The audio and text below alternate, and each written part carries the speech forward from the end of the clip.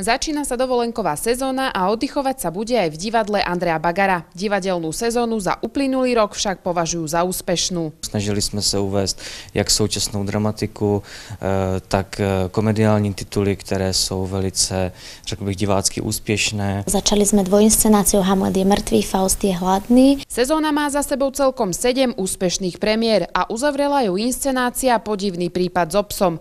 Jednou z priorít divadla je tiež udržiavanie návštevnosti a v tomto roku sa investovalo aj do pohodlia divákov.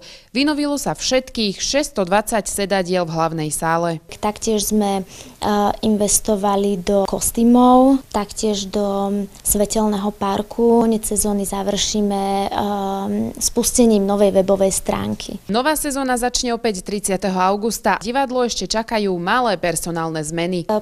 septembru by mala prísť Barbora Andrešičová a Andrea Sabová, ktorú už mohli diváci vidieť u nás v divadle, a Kristinka Turianová sa vracia k 3 zamrazeným inscenáciám. A my ešte prezradíme, že nastávajúca sezóna v divadle bude pod titulom Made in Slovakia.